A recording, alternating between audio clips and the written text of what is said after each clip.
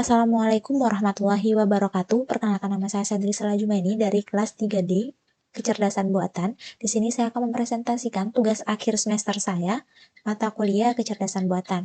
Baiklah teman-teman semua, di sini saya ditugaskan untuk membuat data, mengelola data frame. Di sini saya menggunakan media, yaitu pengolahan data menggunakan Google Colab. Teman-teman bisa akses melalui websitenya Google Colab. Nah, caranya seperti apa? Pertama, yang perlu teman-teman lakukan adalah membuka akun Google Colab teman-teman. Nah, kemudian teman-teman bisa memilih file, kemudian new notebook. Di sini teman-teman akan mendapat tampilan awal. Kemudian setelah itu, teman-teman bisa memasukkan file teman-teman yang telah teman-teman download dalam bentuk Excel. Nah, file itu yang akan berguna nanti untuk menampilkan datanya. Di sini saya menggunakan data dengan nama iris dengan format CSV. Nah, nanti teman-teman, yang pertama teman-teman lakukan, langsung saja bisa memasukkan codingannya atau code-nya dengan cara mengklik code di sini. Kemudian teman-teman bisa langsung panggil file teman-teman, kemudian masukin perintah untuk menampilkan 5 baris awal dari dataset teman-teman dengan menggunakan function head. Nah, nanti tampilannya teman-teman bisa jalankan di sini, kemudian akan tampil seperti ini. Mungkin itu sedikit gambaran menggunakan Google Colab. Teman-teman jika ingin mengupload hasil teman-teman ke akun GitHub teman-teman semua, maka bisa klik file kemudian save a copy in GitHub. Akan langsung teralih ke akun GitHub teman-teman. Baiklah, di sini saya sudah berada di akun GitHub saya. Teman-teman jika sudah memiliki akun GitHub, tinggal memasukkan codingan teman-teman ke akun GitHub teman-teman. Di sini saya punya file olah data. Yang pertama ada import pandas data frame. Nah, data frame adalah struktur data 2 dimensi yang berbentuk tabular atau mempunyai baris dan kolom. Hampir semua data tidak ada yang memiliki satu kolom, tetapi lebih dari satu kolom, sehingga lebih cocok menggunakan pandas data frame untuk mengelolanya. Kemudian, penggunaan variabel data frame pada Python biasanya dengan menggunakan sintaks df atau data frame. Caranya adalah pertama, teman-teman bisa import pandas ASPD, kemudian teman-teman jalankan. Kemudian untuk mengelola data frame-nya, teman-teman bisa panggil file iris atau file teman-teman yang telah teman-teman masukkan terlebih dahulu tadi. Kemudian teman-teman menampilkan perintah untuk menampilkan 5 baris awal dari dataset teman-teman dengan menggunakan function head. Kodenya seperti ini. Kemudian setelah teman-teman jalankan, akan ada tampilan seperti ini, menampilkan 5, 1, 2, 3, 4, 5 data awal dari dataset teman-teman. Kemudian, untuk menampilkan tipe data dari kolom yang ada pada dataset menggunakan types. Teman-teman bisa masukin df atau data frame.types. Kemudian akan tampil tampilan seperti ini. Tipe dari kolom yang ada pada dataset teman-teman ada namanya kolom ID, memiliki tipe data integer, kemudian kolom spellage CM, memiliki tipe data float, kemudian kolom species, memiliki tipe data object. Kemudian teman-teman bisa menghitung ukuran atau jumlah baris dan kolom dari dataset dengan cara df.info. Kemudian akan ada tampilan seperti ini. Sedangkan untuk menampilkan data untuk kolom ID dan kolom spesies dalam bentuk data frame, teman-teman bisa memasukkan df ID, spesies. Kemudian akan tampil kolom ID dan spesies. Untuk menampilkan data baris indeks ke-0 sampai dengan indeks ke-9, teman-teman bisa memasukkan menggunakan perintah ilog dengan cara dataframe.ilog 10. Seperti ini. Kemudian untuk tampilkan data hanya kolom ID dan kolom spesies, dan yang ditampilkan adalah data indeks ke-11 sampai dengan indeks ke-15. Caranya, data frame ID spesies a.ilog data ke-11 sampai ke-15. Kemudian untuk menampilkan 8 baris pertama dalam kolom teman-teman, yaitu dengan cara df.head 8. Kemudian untuk menampilkan data ketiga dari baris terakhir, teman-teman bisa menggunakan df.tile3. Kemudian untuk menghitung nilai main dari dataset teman-teman, kemudian teman-teman df.main, kemudian akan menampilkan nilai main dari setiap kolom pada data teman-teman. Untuk menghitung nilai main untuk kolom peta length CM, teman-teman bisa masukin kode seperti ini, kemudian akan ada tampilan nilai mainnya. Begitu pula dengan kolom-kolom berikutnya.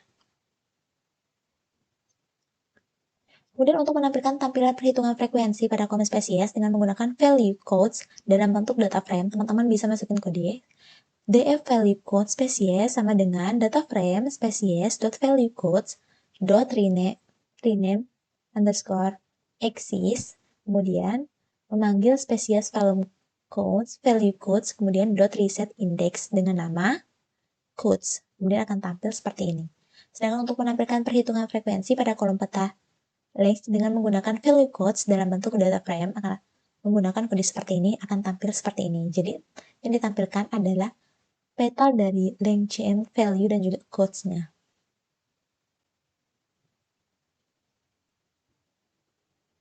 Olah data iris. Nah, sama seperti halnya yang tadi, yang pertama kita lakukan adalah mengimport pandas data frame terlebih dahulu dengan cara import pandas ASPD. Kemudian untuk melakukan load pada dataset dan melakukan cek data, teman-teman bisa menggunakan data frame sama dengan pd.readcsv memanggil data teman-teman. Nah, seperti yang saya bilang tadi, data teman-teman harus dimasukkan terlebih dahulu. Di sini saya menggunakan data dengan nama iris.unclean dengan format CSV. Jadi teman-teman bisa masukkan data teman-teman. Nah, setelah itu kita bisa setelah masukkan kode seperti ini, teman-teman bisa memanggil data teman-teman dengan cara masukkan data frame, perintah data frame, kemudian akan tampil data seperti ini dengan jumlah ada 5 kolom dan 150 baris.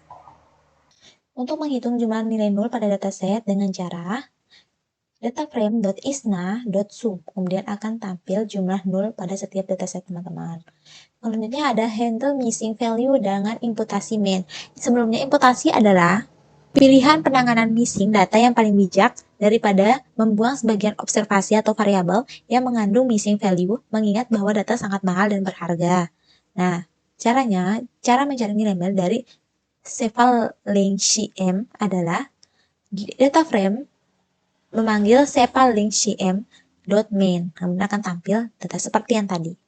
Kemudian untuk menggabungkan data baru menjadi data frame, teman-teman bisa memasukkan kode seperti ini. Kemudian nanti akan tampil tampilan seperti ini, di mana akan menggabungkan data baru teman-teman. Nah, jika teman-teman ingin mengecek jumlah baris dan kolom dari data teman-teman, teman-teman bisa melakukan df atau data frame 2.info. Visualisasi data pandas data frame. Nah, pertama itu ada data science. Nah, data science itu adalah salah satu disiplin ilmu yang secara khusus mempelajari soal terutama data kuantitatif atau data numerik. Nah, data science sendiri adalah salah satu disiplin ilmu yang secara khusus mempelajari soal data terutama data kuantitatif dan data numerik. Contoh implementasi data science yang pertama itu ada rekomendasi barang online shop, kemudian prediksi kata pada keyboard smartphone, dan rekomendasi video YouTube dan lain-lain itu termasuk dalam implementasi data science. Pandas data frame. Pandas berasal dari kata Python Data Analysis Library, mendukung data multidimensi yang artinya menggunakan dua buah indeks. Series merupakan struktur data dasar dalam pandas yang dapat berisi tipe data seperti integer, string, dan lain-lain, mendukung tipe data yang sama ataupun campuran. Contohnya adalah series object. Nah, untuk membuat series, yaitu teman-teman bisa memasukkan import pandas ASPD data, kemudian teman-teman bisa memasukkan data sesuai keinginan teman-teman, bisa 1 sampai 10 atau seperti saya 1 sampai 4, kemudian melakukan series pertama sama dengan pandas data dot series dalam kurung data. Teman-teman bisa memanggil series pertama, akan tampil data seperti ini dengan tipe data integer. Kemudian selanjutnya adalah untuk mengecek tipe struktur data science atau bukan gitu. Nah, caranya adalah teman-teman bisa memasukkan perintah type. Kemudian nanti akan ada keluar pandas score series, berarti data tersebut termasuk dalam tipe data series. Kemudian untuk mengubah nama indeks, teman-teman bisa masukkan kode seperti ini. Nah, nanti akan keluar. Nah, data frame sendiri merupakan array dua dimensi dengan baris dan kolom. Struktur data ini merupakan cara paling standar untuk menyimpan data. Secara sederhana, data frame merupakan tabel atau data tabular. Setiap kolom pada data frame merupakan objek dari series dan baris terdiri dari elemen yang ada pada series. Contoh data frame. Nah, yang pertama itu adalah data frame menggunakan list. Tampilannya seperti ini. Teman-teman bisa memanggil dengan cara pd.dataframe. Kemudian ada data frame menggunakan dictionary. Nah, caranya teman-teman bisa masukin dictionary, kemudian masukin buah, apel, jeruk, lemon, atau yang lain sebagainya. Kemudian masukin perintah pd dot pandas data dot data frame. Jangan lupa untuk masukkan dictionary untuk memanggil dictionary yang telah teman-teman buat. Selanjutnya ada data frame menggunakan list dengan tipe data campuran seperti ini. Kemudian yang keempat ada data frame menggunakan list dan dictionary dengan tipe data campuran. Gabungan dari ketiga pokok yang di atas ini kemudian disatukan menjadi seperti ini. Kemudian selanjutnya ada merge, join, dan concatenate data frame. Ketika fungsi ini, perhatiannya adalah opsi penggabungan. Perbedaannya adalah sebagai berikut. Yang pertama itu ada yang namanya merge. Merge itu adalah operasi penggabungan antara data frame objek. Caranya, contohnya adalah pertama siapkan dua data. Data pertama, teman-teman import data frame, jangan lupa, kemudian namanya ada Berti, Raindes, Arin. Kemudian nilai tugasnya, jurusannya, nah, kemudian akan tampil tabel seperti ini. Kemudian data kedua sama dengan nama Berti, Raindes, dan Railo dengan data, dengan nilai dan jurusan, kemudian akan tampil seperti ini. Dia dinamakan dengan merge. Kemudian ada yang namanya inner merge. Contohnya, teman-teman bisa melihat tabel saya. Kemudian ada yang namanya right merge. Ada namanya outer merge dengan cara memanggilnya itu atau df3, data frame 3, dot merge seperti yang ada di tampilan layar. Nah, sedangkan join adalah operasi penggabungan dengan menggunakan indeks. Nah, contohnya pertama siapkan dua data. Data pertama, nama Berti Raides Arin, tugas 959075, jurusan IFSIKA. Teman-teman bisa menampilkan kemudian akan tampil L1, L2, L3 dengan kolom nama, tugas, dan jurusan. Data kedua pun sama, tetapi dia tidak menggunakan L1, L2, L3, tapi menggunakan L2, L3, dan L4. Apa yang dimaksud dengan inner join? Penggabungan antara data pertama dengan data kedua. Ada yang namanya left join, right join, kemudian outer join, concatenate adalah operasi penggabungan objek data frame secara vertikal. Kemudian ada pandas data frame, import data CSV. Nah, untuk mengimport sebuah data, teman-teman bisa dengan cara yang pertama itu tidak lupa memasukkan import pandas ASPD. Nah, untuk membaca data teman-teman agar bisa dibaca oleh data frame-nya itu teman-teman bisa memanggil dengan cara sample pd.read, kemudian memasukkan data teman-teman. Ini memakai data Spotify. Akan ada tampilan seperti ini. Ini data teman-teman. Kemudian macam-macam operasi. Yang pertama ada head. Di sini contoh head menampilkan 5 record pertama, 5 baris pertama dalam data teman-teman. Kemudian ada yang namanya head juga dengan menampilkan dua data pertama. Ada yang namanya tile, menampilkan data terakhir, kemudian ada save, menampilkan jumlah baris dan kolom pada data frame. Main standar deviasi untuk menampilkan main dari data teman-teman. Kemudian menampilkan median dan juga standar deviasi dari data teman-teman. Ada maksimal, minimal, dan count. Untuk mencari maksimal, teman-teman bisa masukkan kode yaitu sample.max. Kemudian untuk menampilkan minimal, data minimal, teman-teman bisa melakukan sample.min, begitu pula dengan selanjutnya. Describe. Kemudian ada rename and drop column. Selanjutnya ada ilog. Nah, untuk ilog sendiri, teman-teman bisa melakukan sample.ilog. Teman-teman bisa memasukkan data yang ingin teman-teman lakukan ilog gitu. Kemudian selain ilog, ada yang namanya log, yaitu menampilkan rekor satu kolom dengan menulis nama kolom, contohnya nama band, atau tahun berdiri juga bisa. Dan sorting, maksudnya itu bukan menghilangkan, maksudnya adalah mengurutkan dari yang terkecil hingga terbesar. Kemudian filter. Baiklah, selanjutnya kita akan masuk ke materi visualisasi data. Ada yang namanya import library pandas, matplotlib, dan seaborn. Nah, untuk mengimport library dengan library pandas, teman-teman bisa masukkan import pandas ASPD. Untuk memasukin matplotlib, teman-teman bisa masukkan import matplotlib.pylog ASPLT. Kemudian untuk seaborn, teman-teman bisa masukkan import seaborn ASNS, yaitu untuk memasukkan library. Kemudian untuk membuat scatter plot dari fitur sepal with TM dan sepal with CM pada materi sebelumnya, teman bisa masukin kode seperti ini. Data frame.plot dalam kurung kin sama dengan scatter, X-nya adalah sepal with CM dan Y-nya adalah sepal with CM. Kemudian akan tampil seperti ini. Kemudian untuk membuat diagram, untuk menampilkan seperti ini bagaimana? Dengan menggunakan library seaborn dengan cara sns.join-plot dengan x-nya sama sepal length gm, kemudian y-nya sama sepal width gm. Dengan size-nya ukurannya adalah 5. Datanya adalah dari data frame. Kemudian salah satu informasi yang hilang dalam plot di atas adalah jenis tanaman atau spesiesnya kan nggak ada di situ. Nah, jadi bagaimana teman-teman kalau mau menambahkan spesies? Dan diagram teman-teman bisa memasukkannya dengan cara seperti ini. Yang selanjutnya adalah plot dengan jenis palette atau warna yang berbeda. Nah, teman-teman ingin membuat sesuai dengan misalkan iris sentosa dengan warna pink dan lain sebagainya, teman-teman bisa memasukkan datanya seperti ini. Kemudian nanti akan ada tampilan seperti ini.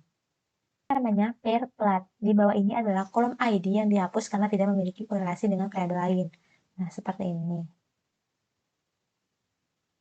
Akan menampilkan diagram seperti ini. Ini namanya neuron-neuron.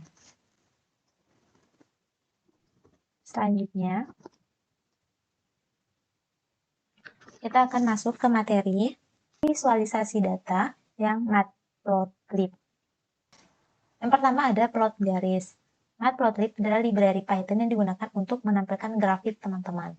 Nah, di sini saya punya data. Saya nggak masukin data, tapi saya membuat data saya sendiri dengan variabel X dan juga variabel Y. Untuk menampilkannya, saya bisa plt.plot dalam kurung memanggil variabel X dan juga variabel Y. Kemudian, saya jalankan akan tampilan grafik seperti ini.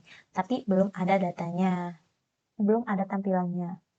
Nah, kemudian untuk menambahkan label dan juga tulisan gitu pada data kita, pada diagram kita, teman-teman bisa memasukkan perintah plt.title, yaitu kenaikan subscriber berdasarkan hari, ada hari, kemudian plt xlabel itu ada hari, kemudian x-nya adalah hari, y-nya adalah jumlah subscriber per hari.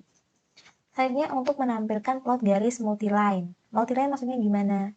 Ada garis lain gitu sebagai bayangan. Kemudian di situ ada caranya seperti ini. Kemudian akan tampil garis orange. Kemudian legend. Untuk legend ini sebenarnya digunakan untuk memberikan informasi dari masing-masing plot.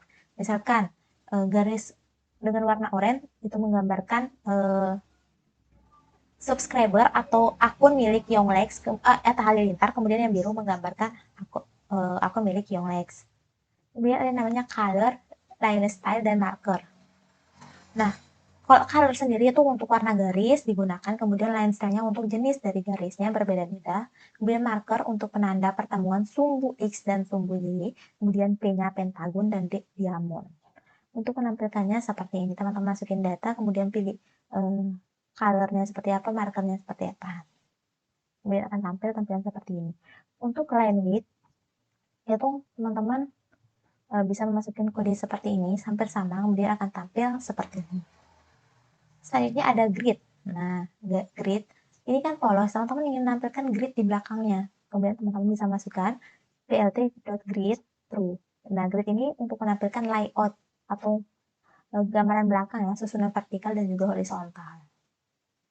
Kemudian setelah grid, ada yang namanya menggunakan style 538 atau take layout. Teman-teman bisa masukin style 538. Kemudian plt.style.use 5038. Kemudian tampilan seperti ini. Kemudian talk layout itu digunakan untuk menyesuaikan plot label dan titel di dalam area gambar agar tidak bertabrakan. Kemudian menggunakan style ggplot. Nah, ggplot seperti apa? Seperti ini. Tampilannya berbeda kan? Kemudian ada yang namanya plot garis dan bar. Jika teman-teman ingin menampilkan diagram batang di dalamnya, teman-teman bisa menggunakan plot garis dan bar. Ada yang namanya plot bar. Teman-teman bisa menggunakan warna juga, terserah bagaimana teman-teman mau. Kemudian ada namanya plot bar set by set, bilangnya seperti itu. Kemudian ada matplotlib import data CSV. Nah, yang pertama ada tampilkan kunci dan juga value-nya, key dan juga value. Caranya seperti apa? Masukin from matplotlib, dari matplotlib, memasukkan pyplot as plot. Boleh masukkan numpy as np dan import file CSV. Kemudian sama seperti tadi, kemudian open with penggunaan bahasa pemrograman CSV. Nah, di sini ada data namanya penggunaan bahasa pemrograman. Teman-teman bisa masukin file, kemudian menampilkan key dan value. Ada ID, 1, jumlah pengguna. Kemudian tampilkan value berdasarkan nama kunci. Kemudian akan tampilan seperti ini. Selanjutnya menghitung semua jumlah pengguna. Ada untuk menampilkan jumlah pengguna teratas dan batas tertentu. Ada Python ada 2, HTML, CSS ada 2, dan Java ada 1, JavaScript ada 1, C++ ada 1. Kemudian memisahkan value bahasa dan jumlah pengguna dalam masing-masing list. Seperti ini. Python ada 4, HTML ada 2, HTML CS ada 2, dan lain sebagainya. Kemudian menampilkan menjadi plot bar. Nah, ini namanya plot bar. Kemudian ini kan masih berantakan, teman-teman bisa mengubahnya ke bentuk horizontal agar lebih rapi. Kemudian ada namanya plot pie chart, dan namanya slice. Nah, untuk membuat bentuk seperti ini, teman-teman bisa menggunakan plt.py dalam kurung slice. Digunakan untuk membagi pi menjadi beberapa bagian. Kemudian ada yang namanya labels, untuk menampilkan label per bagian.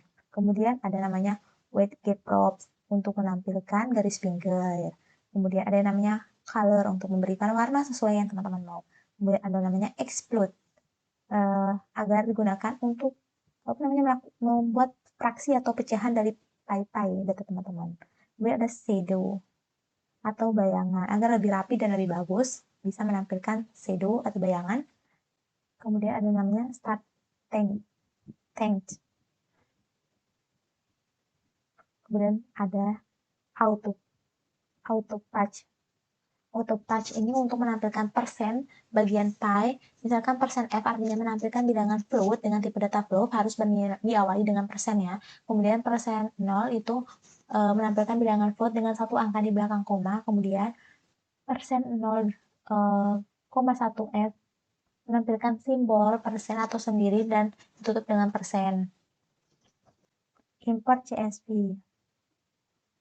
Kita dapat melihat pemanjak data kita yang kita masukkan dengan menggunakan library pandas data frame, ya, seperti tampilan.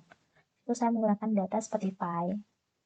Nah, nilai-nilai dari record yang telah terisi selayaknya tabel pada database, tidak perlu menggunakan kelas counter lagi ya. Nah, jika instruksi soal seperti ini, buatlah plot bar atau grafik batang dengan memvisualisasikan jumlah pendengar per bulan berdasarkan nama band menggunakan dataset tersebut, seperti materi yang saya sampaikan sebelumnya. Kemudian, di situ saya menggunakan nama band sebagai sumbu X dan pendengar per bulan itu sebagai sumbu Y. Seperti ini, nama band, list itu, kemudian ada namanya pendengar per bulan. Selanjutnya membuat grafik batang dari data yang telah kita masukkan. Karena ini belum rapi, teman-teman bisa merapikan lagi. Nah, dengan bentuk seperti ini. Ini namanya inisialisasi. Machine learning, prediksi harga rumah dengan regresi linier. Nah, setelah tadi seperti yang saya kenalkan ada berbagai macam library seperti pandas, numpy, matplotlib. Nah, kemudian teman-teman jika ingin melihat isi dari file teman-teman atau data rumah, bisa memanggil data frame sama dengan pd.read dengan memanggil nama dari file teman-teman atau data teman-teman. Kemudian saya menggunakan data rumah akan tampil kolom dengan nama, luas, dan juga harga. Kemudian untuk memvisualisasikan data menjadi scatter plot, nah teman-teman bisa memanggil X label itu dengan menjadi luas, kemudian dia labelnya itu adalah harga, kemudian akan tampil tampilan seperti ini, neuron-neuron seperti ini. Ini namanya neuron. Kemudian untuk mengimport library regresi linear, itu teman-teman bisa menggunakan from scikit-learn sklearn import linear.model. Kemudian untuk membuat model agar mempelajari data dengan sendirinya, itu teman-teman bisa menggunakan model.regresi linear sama dengan linear spasi model.linear regression. Teman-teman bisa menggunakan perintah linear regression. Kemudian akan tampil tampilan seperti ini. Kemudian pengujian formula regresi. Untuk pengujian, untuk mencari nilai slope, itu teman-teman bisa menggunakan model regresi linear, model regresi linear .chov underscore. Kemudian untuk mencari nilai intercept, model regresi linear .intercept. Begitu juga jika menguji untuk rumah seluas misalkan 138 meter persegi atau X sama dengan 138, hasilnya harga dari rumahnya dengan luas tanah 138 meter persegi adalah 154.456.42 rupiah. Itulah tadi untuk memprediksi harga rumah menggunakan machine learning. Kemudian learning regresi linear cut price. Nah, sama seperti yang tadi, teman-teman bisa melakukan import library terlebih dahulu. Kemudian untuk mengecek data, teman-teman bisa melakukan data itu dengan nama card price assessment dengan tipe data CSV. Kemudian teman-teman bisa memanggilkan pd.read spasi CSV, memanggil data teman-teman yaitu card price assessment, kemudian menampilkan datanya. Ada 10 baris dan juga ada 26 kolom. Untuk memanggil core, teman-teman bisa pakai dataset.core. Nah, selanjutnya adalah membangun model. Dari hasil visualisasi data, bahwa fitur atau kolom memiliki korelasi yang tinggi terhadap kolom atau variabel dependen, sehingga kita mengambil fitur atau kolom untuk di training. Yang pertama ada independent variabel, X adalah size, kemudian dependent variabel Y adalah price-nya. Kemudian kita taruh di sini untuk mengubah bentuk matriks dengan reshape itu adalah dengan data variabel X itu dataset dengan nama size atau kemudian Y-nya dengan nama price. Nah, untuk melakukan mengecek nilai koefisien dan intercept, kemudian untuk mengecek skor model, teman-teman bisa melakukan perintah seperti ini. Untuk memprediksi dataset, teman-teman bisa melakukan y.prediksi, y spasi prediksi sama dengan regressor.predict. Kemudian akan ada tampilan seperti ini. Selanjutnya, prediksi pembeli asuransi dengan regresi logistik menggunakan machine learning. Sama seperti tadi, pertama import pandas ASPD, import matlogic, import pyplot ASPLT, import seaborn ASB. Kemudian untuk melihat masukin data asuransi agar bisa kebaca, teman-teman bisa masukin data asuransi. Kemudian untuk menampilkan tampil ke dalam plot. Untuk menampilkan data tersebut dalam plot, itu bisa menggunakan perintah seperti ini. Kemudian akan tampil diagram. Untuk mengimport library regresi logistik, teman-teman bisa melakukan memanggil logistic regression. Kemudian untuk membuat model sama dengan logistic regression. Untuk model melakukan training, model.fit, train, xtrain, ytrain. Kemudian untuk prediksi jika umur 60 tahun, model predik 60, adanya 1. Kemudian prediksi jika umur 1 tahun, adanya 0, tidak ada prediksinya. Apabila hasilnya 1, orang tersebut membeli asuransi. Apabila artinya tidak membeli asuransi. Apabila 0, artinya tidak membeli asuransi. Jadi jika hasilnya 1 berarti ada orang usia 60 tahun yang membeli asuransi tersebut. Tapi kalau hasilnya 0, maka tidak ada prediksi umur 1 tahun membeli asuransi tersebut. Kesimpulannya, dari implementasi di atas, bahwa model sudah belajar berdasarkan data asuransi CSF dan dilakukan input apabila umur 60 tahun, model menetapkan bahwa pada umur tersebut orang mau membeli asuransi, sehingga model ini dapat menjadi acuan untuk perusahaan asuransi dalam menetapkan pasarnya ke umur yang mendekati angka 60-an. Tetapi dalam praktek tersebut, sebagai pendukung keputusan perusahaan dibutuhkan dataset yang lebih kompleks. Ini sebagai contoh saja. Kemudian ada soal nomor 10, yaitu pengenalan gambar batu dan gunting dan kertas. Dalam kecerdasan buatan sendiri itu, data-data bisa mempelajari itu dari data-data yang kita masukkan. Yang pertama, memasukkan library seperti yang saya bilang tadi. Ini ada import library dengan nama TensorFlow. Kemudian untuk mengunduh dataset, ada namanya augmentasi gambar dan data generator. Ada data gen dengan nama image data generator. Masukin seperti ini. Untuk membuat model, ini kita lanjutkan ke membuat model ya. Kemudian nanti bisa membuat training dan testing model. Nah, training model seperti ini. Jadi nanti di sini datanya itu bisa membedakan gitu. Bagaimana kalau misalkan batu seperti apa, dia bisa mendeteksi sendiri batu seperti apa, kertas seperti apa, gunting seperti apa. Prediksi gambar, nah seperti ini. Upload wingless and only available when the call. Artinya ini adalah batu. Ini gambar batu gambarnya seperti ini. Kertas gambarnya seperti ini, gunting gambarnya seperti ini. Itulah tadi singkat penjelasan dari saya tentang beberapa materi dari ujian akhir semester. Kurang lebihnya saya mohon maaf. Wabillahi taufiq wal hidayah. Wassalamualaikum warahmatullahi wabarakatuh.